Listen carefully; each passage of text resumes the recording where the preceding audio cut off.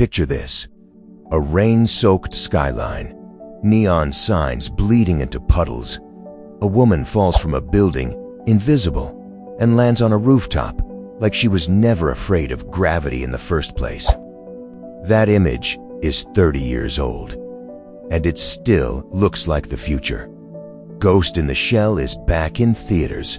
A brand new 4K restoration, remastered picture, remixed audio, and it's rolling out as part of the film's 30th anniversary, timed right alongside a new science Saru anime series that's bringing a whole new generation into this world. So the question on the table is simple. Is this just nostalgia bait for people who already own 3 different home video releases of this movie? Or is this actually the way you're supposed to see it? I sat in that theater. Let's talk about it. I'm not going to walk you through the plot beat by beat. If you know, you know. If you don't, I'm not going to spoil the puppet master for you 30 years later. You deserve to experience that cold. What I want to talk about is what it's actually like sitting in a dark room with this film in 2026. First thing you notice, the grain. This isn't a scrubbed, plasticky, AI upscaled mess. The restoration keeps the texture of hand-painted cell animation intact. You can still see the seams of 1995 production, the places where traditional animation and early CGI compositing meet. And honestly, that's the right call. Ghost in the Shell's visual identity is that tension between analog and digital, organic and synthetic. Smoothing that out would have been thematically dishonest to the movie itself. The color grading is where you really feel the upgrade. Those greens and ambers in the Puppet Master sequences hit differently on a real screen. Deep, saturated, almost sickly in a way that a 480 PeV rip from your childhood could never replicate. And the tank battle in the finale finally has weight again. You feel every impact in your chest instead of just seeing it. Then there's the sound. Kenji Kawai's score was remixed, and hearing Making of Cyborg bloom out of a full theater system is a genuinely different experience than headphones ever gave you. Those Bulgarian-inspired wedding chants over the opening cyborg construction sequence aren't just cool music anymore. They physically surround you. It reframes that entire opening as something closer to ritual than spectacle. Pacing-wise, and this is the honest part of the review, Ghost in the Shell is slow. Deliberately, defiantly slow. This is not a modern action anime paced for dopamine hits every 90 seconds. There are long stretches of silence, extended shots of boats gliding through canals, characters just existing in space and thinking. In a theater, surrounded by a captive audience with nowhere else to look, that slowness stops feeling like a flaw and starts feeling like the entire point. This is a movie that trusts you to sit with an idea instead of being told what to feel about it every 10 seconds. Does it hold up on the big screen? Yes, but not because it holds up despite its age. It holds up because it was never really trying to be flashy in the first place. It was trying to be contemplative, and contemplative ages a lot better than cutting edge. So who actually made this thing? Ghost in the Shell is directed by Mamoru Oshii, adapting Masamune Shirow's manga.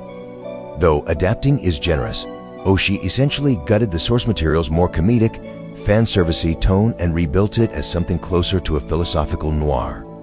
Where Shirow's manga was dense, talky, and often played its cyberpunk future for irony and jokes, Oshii stripped almost all of that out and replaced it with dread, silence, and existential weight. Production. IG handled the animation, and this was a genuinely international production, a Japanese-British co-production, backed by Kodansha, Bandai Visual, and Manga Entertainment. It came out in Japan in November 1995, and initially it didn't exactly set the domestic box office on fire. Its real explosion happened on home video, especially in the West, where it became one of the films, alongside Akira, that convinced an entire generation of Western viewers that animation could be adult, cerebral, literary. James Cameron famously called it the first truly adult animated film to reach that level of visual and literary sophistication. That's not a small compliment coming from him. Here's where I want to slow down, because Ghost in the Shell isn't just an influential anime, it's one of the most quietly load-bearing pieces of science fiction of the last 50 years. Let's start with the obvious one, The Matrix. The Wachowskis have talked openly about pitching The Matrix to Warner Brothers by literally showing them Ghost in the Shell and saying, essentially, we want to do that. The green digital reign of code, the philosophical framing of reality as something that can be hacked, faked, or dissolved.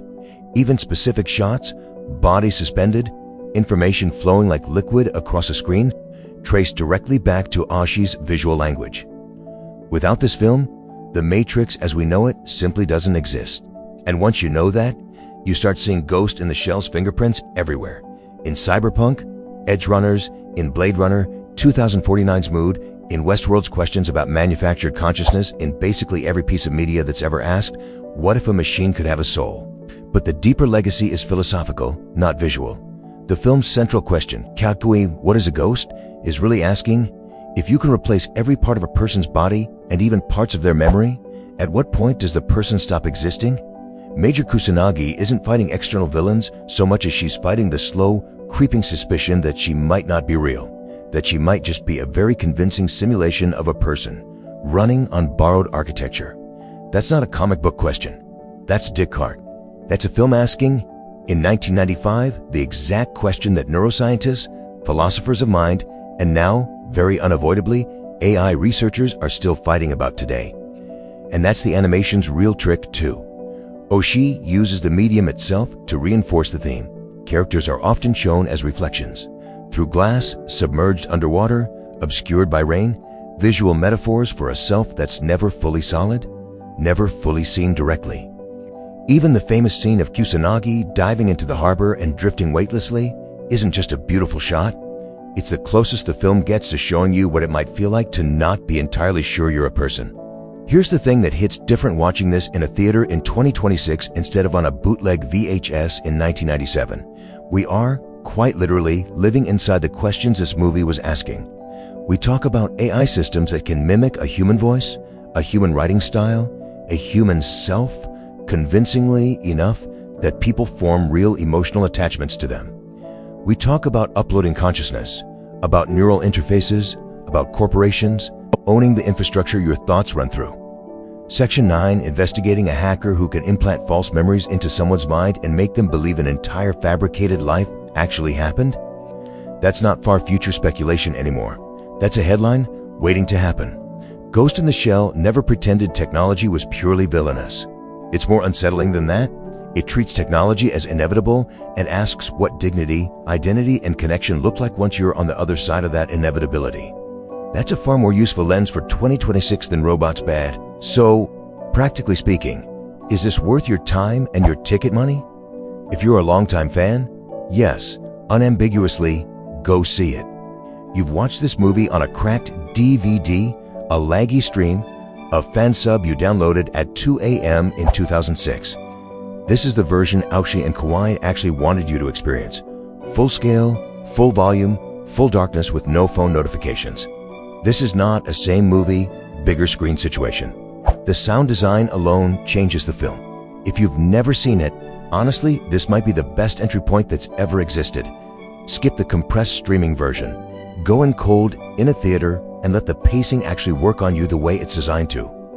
If you're mainly here because of the new Science Saru series, go see the original first if you can. The new show is doing its own thing tonally, lighter, punchier, more expressive. And that's a legitimate creative choice, not a betrayal. But understanding what it's reacting against makes it a richer watch either way. 30 years ago, a slow, quiet, philosophically dense animated film about a cyborg questioning her own existence somehow became one of the most influential science fiction stories ever made. Not despite its strangeness, but because of it. Watching it again on a big screen, in the dark, surrounded by strangers who all came for the same reason you did, it's hard not to feel like the film's been patiently waiting this whole time. Waiting for the rest of the world to catch up to the questions it was already asking. We're closer to that world now than we were in 1995. Maybe that's exactly why it's back. If you get the chance, Go see it the way it was meant to be seen. And then go stare at a ceiling for 20 minutes and think about what makes you, you.